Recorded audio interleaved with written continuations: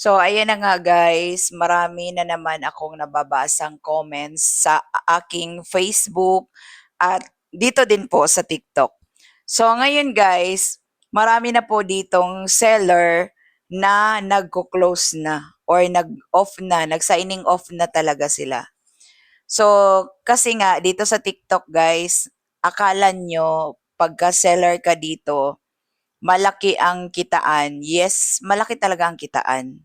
Pero may mga bad side or hindi good side na hindi pa alam ng mga seller na hindi pa talaga kabisado, hindi pa siya seller dito. So, explain ko po sa inyo guys. Dito kasi sa TikTok guys, napakadaming bawas. Ang laki talaga ng bawas. Kasi nga, seller din po ako dito sa TikTok. So, ako, okay lang na hindi ako ang tawag nito, makipagkarerahan dito as a seller. Mas sinisipagan ko mag-affiliate. Kasi mas malaki ang kita sa affiliate at wala kang iniintindi. Bakit guys? Ano ba yung bagay dito na mag-seller sa TikTok para hindi ka magreklamo sa mga ibinabawas sa'yo? Oo, may ibinabawas naman talaga kasi syempre ginagamit natin yung platform ni TikTok. Dito guys, bagay ka kung ikaw ay DPO or CEO. CEO, DPO, yan lang. From CEO, DPO, yan, pwedeng-pwede kang mag-live dito. Yes. Kasi galing ka sa CEO, tapos ikaw yung bagsakan ni CEO, pangalawa. Pero pag ikaw ay district distributor na, PD, provincial distributor, pwede pa eh. Pero pag ikaw ay district distributor na, kasi yan ang kalakaran ngayon eh.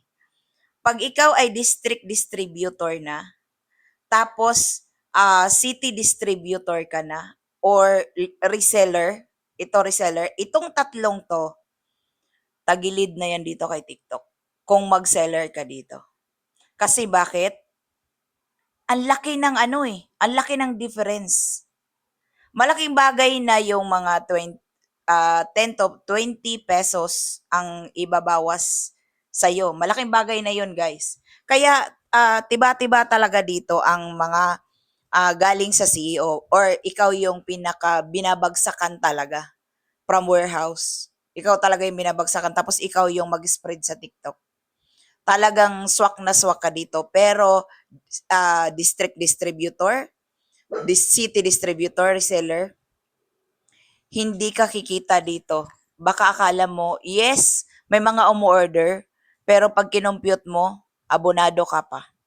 Kaya marami dito guys, kaya kung ako sa'yo, total masipag ka naman mag-content. Kung masipag ka mag-content ha, affiliate ka na lang. Bakit? Wala kang puhunan na naka-stack. Oo, nagpupuhunan ka. Siyempre, bibili ka ng mga product, bibili ka ng i-demo mo, i-content mo. Yun, okay lang yun. Lalo na't napapakinabangan mo naman. Mas maganda pa mag-affiliate. At kahit saan ka pumupunta, wala kang intindihing packaging, wala kang intindihin na riders, wala kang iniintindi.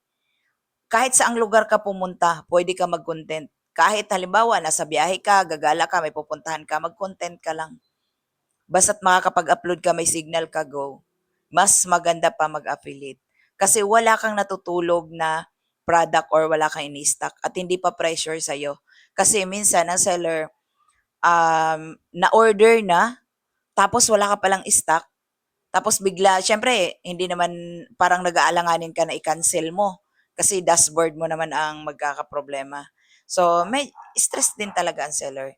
Kaya guys, kung ikaw ay hindi CEO, at hindi warehouse or ikaw yung depot, stop na. Kaya ako dito, mas pinupukusan ko ang affiliate.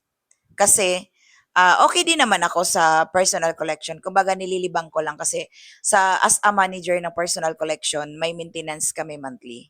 So, doon ko na lang kinukuha yung personal use ko at sa ginagamit ko yung may mga bumibili din dito sa akin kahit hindi online. So, yun na lang mini-maintenance ko kasi ako naman kasi ay may mga tao kasi ako sa branch. Kumbaga may mga dealers talaga ako. So, yun lang. Pero mas pinupukusan ko talaga ang affiliate. Ang kulit ng aso ko, gusto talaga makipag-ano din, makipagsalita din sa inyo. So, yun lang guys, off ko na. Thank you so much. Sana magets